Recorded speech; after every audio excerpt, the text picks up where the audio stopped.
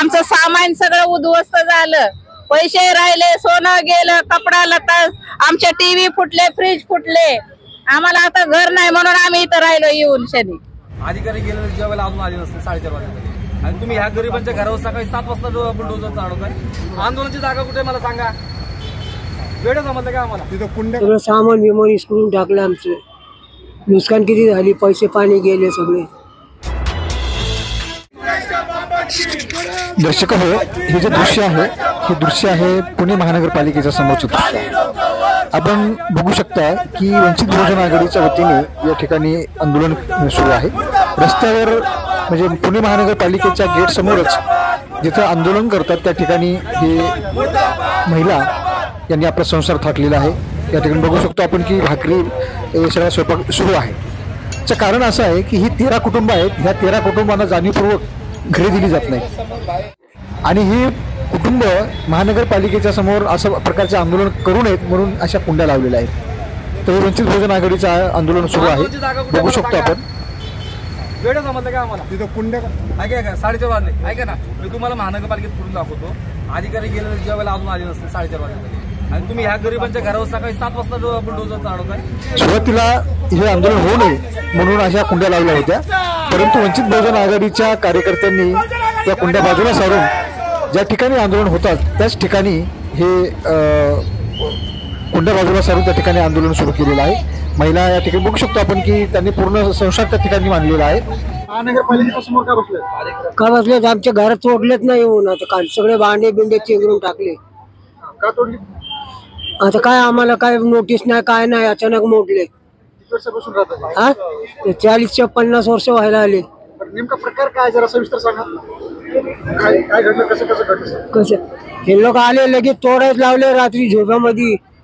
काय कसं काय बोलणार, सगळं सामान विमान करून टाकलं, आमचं नुकसान किती झाली, पैसे पाणी गेले सगळे. आता तुमचं काय म्हणणं आहे? काय म्हणणं आहे आम्हाला? मला जागा भेटायला पाहिजे, माझे जे नुकसान झाले ते भरून द्यायला पाहिजे.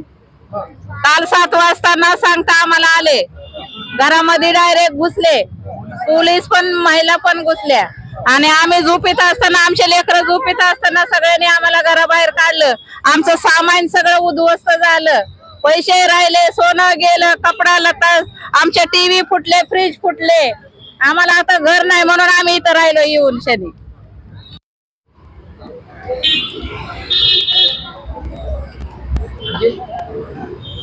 आणखी काय आणखी काय तुम्ही बोला.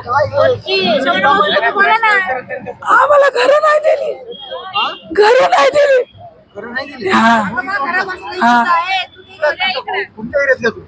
सर्किट हाऊस पुलाखाली 7 वर्षाने पुलाखालचे खूप करायचे.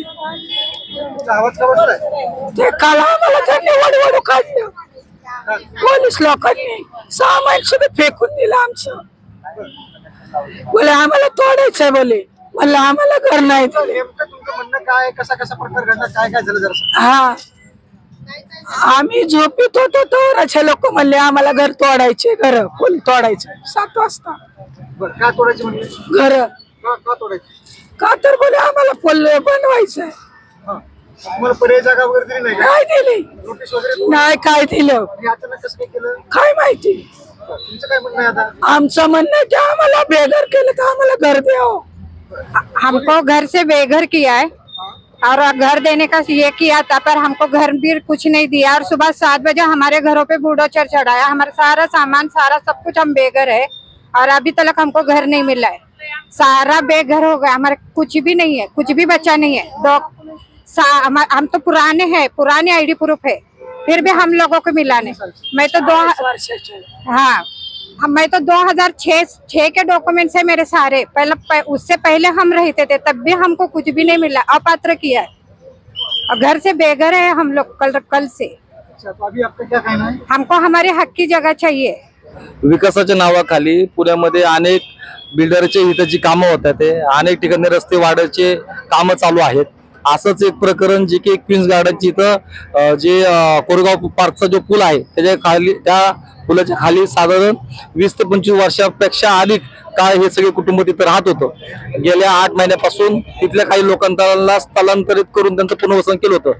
मात्र 13 लोकांच्या कुटुंबाला कोणत्याही प्रकारची पूर्वसूचना न देता त्या 13 लोकांना वंचित ठेवत काल सकाळी 7 वाजता महानगरपालिकेचे अधिकारी असतील, पोलिसचा बळाचा वापर करून त्यांना घरातनं बाहेर काढून त्यांना बेघर केलं आहे. आम्ही महानगरपालिकांचे काल आयुक्तांना भेटायला आलो होतो. मात्र आयुक्त तिथं नसल्याने त्यांचे जे सुय सहाय्यक आहेत काटे साहेब, त्यांना आम्ही भेटलो. त्यांना आम्ही 24 तासाची मुदत दिली होती की 24 तासामध्ये ही जी लोक आहेत ही मोगम मागत नाही, तर यांच्याकडे पुरावे आहेत. यांच्याकडे 2002, 2003, 2007 असे 25 वर्षे 20 वर्षापासून तिथं राहत असल्याचे पुरावे आहेत. त्या पुराव्यानुसार त्यांना पुनर्वसन होणं गरजेचं आहे.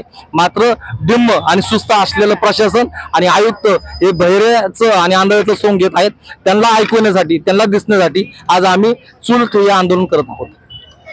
हे पुढचं काय तुम्ही कसं बाकी वगैरे इथंच करायला लागतो, कसं करायला लागतो? जोपर्यंत ह्या सर्वसामान्य कष्टकरी रोज करून खाणाऱ्या लोकांना, या 13 लोकांना आयुक्त त्यांचं पुनर्वसन करत नाही तोपर्यंत त्यांचा मुक्काम पोस्ट पुणे महानगरपालिका असेल. बाकी सगळ्या सोयी अंमल कुठे करणार, काय काय? आम्ही महानगरपालिकेला तसं पत्र दिलेलं आहे. महानगरपालिकेचं बिल्डिंग मधलं जे काही शौचालय असेल, जे काही स्थानगृह असेल त्याचा वापर करण्यासाठी या आमच्या बेसिक गरजा आहेत आणि त्या बेसिक गरजा जर महानगरपालिकेने दिल्या नाही तर स्वच्छ पुणे, सुंदर पुणे कसं राहतं हे सुद्धा आम्ही बघू.